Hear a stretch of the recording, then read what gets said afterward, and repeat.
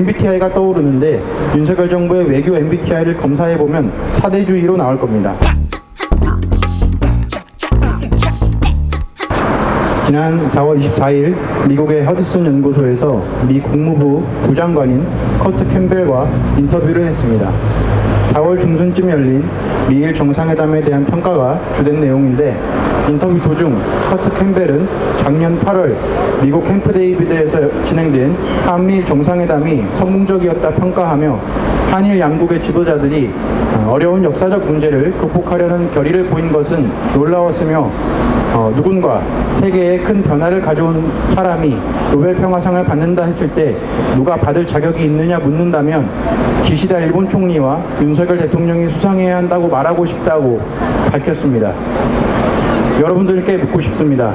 작년 초 제3자 변제라는 방식으로 일본 기업들에게 받아야 할 강제동원 피해자들의 법적 배상금을 한국의 재단이 대신 지급하게 해주며 일본의 법적 책임을 없애주고 우리 국민의 정당한 법적 권리를 종이점 취급하며 만든 이른바 한일 관계 개선이라는 것이 진정 노벨 평화상을 받을 만한 일이라고 생각하십니까?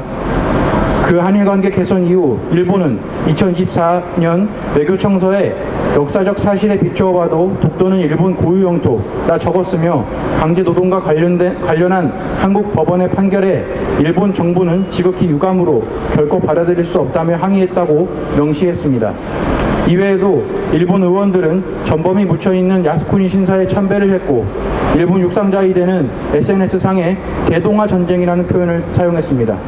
대동아 또는 대동아 공영권은 일본 제국주의 시기 아시아 침략을 정당화하기 위해 사용한 용어입니다.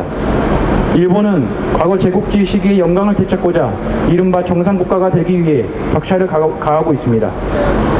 커트 캠벨의 노벨 평화상 발언은 도무지 납득할 수 없습니다. 그런데 더욱 참담한 건 윤석열 정부는 커트 캠벨의 이 발언을 마치 칭찬을 드는 것 마냥 적극 홍보를 원했다는 것입니다. 한 학자의 SNS 게시글에 윤석열 정부 대통령실의 해외 홍보 비서관실 명의로 커트 캠벨 인터뷰 내용을 요약하며 보도에 참고해달라는 내용이 올라왔습니다. 혹여 말이 왜곡될까 친절히 인터뷰 원문 링크도 넣어주었습니다. 국가의 대외관계에서 주체성 없이 강한 국가에 의존하는 성향을 일컬어 사대주의라 합니다. 미국이 칭찬해주니 좋아하는 윤석열 정부를 가리키는 말이 아닙니까? 이 성향안이 MBTI가 떠오르는데 윤석열 정부의 외교 MBTI를 검사해보면 사대주의로 나올 겁니다. 지금까지 윤석열 정부를 신랄하게 비판했는데 사실 본질적인 건 미국이 한일관계 개선을 이토록 중요하게 생각하는 이유입니다. 이는 잠깐 역사를 거슬러 올라 1965년 한일 협상 당시를 떠올려 보아야 합니다. 여러분은 한일 협정이 언제부터 협상을 시작했는지 알고 계십니까? 바로 1951년 10월 20일부터입니다.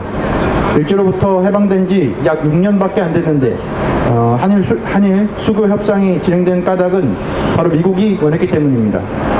당시 한국전쟁을 거치며 일본은 미국에게 아시아의 주요 동맹국으로 부상했고 일본을 통해 대소련 정책을 추진하고자 했습니다. 그러나 식민 지배에 대한 국민들의 거센 저항이 있었기에 협상은 지연될 수밖에 없었고 미국은 협상을 빨리 타결시키기 위해 갖은 압박과 회유를 펼쳤습니다.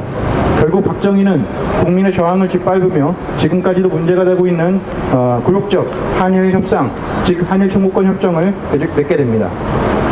즉 정리해보면 미국이 1960년대 당시 한일 수교를 통한 한일 관계 정상화를 원한 이유는 소련을 적대하기 위함이었습니다.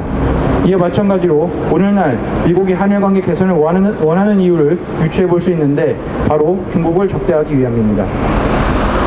반중국 정서가 심한 요즘 중국을 적대하는 게 뭐가 문제인지 와닿지 않을 수도 있습니다. 물론 미국과 서구의 여론전으로 인한 비객관적 반중 정서도 올바른 대외관계 수립이라는 측면에서 큰 문제이지만 보다 중요한 건 적대라는 명분 하에 우리의 주권이 침해된다는 것입니다. 과거에는 일본에게 받아내야 할 식민지배 피해에 대한 공식 사과와 법적 배상 요구가 무마됐고 오늘날엔 자유대의 한반도 진입, 미국 일본과의 군사협력으로 한반도의 평화가 위협받고 있습니다. 윤석열 정부는 한미일 동맹 강화가 전쟁을 억제한다고 말하지만 반대로 해석해보면 한 국가의 전쟁이 다른 두 국가의 참전으로 확대되어 세계대전의 양상을 띌 가능성도 높아진다는 뜻입니다. 얼마 후면 윤석열 정부 취임 2주년이라고 합니다. 3년이나 윤석열 정부의 4대 매국적 외교 행태를 지켜볼 수 없습니다. 윤석열 정부의 굴욕 외교를 끝장내는데 함께 해주시면 좋겠습니다. 감사합니다.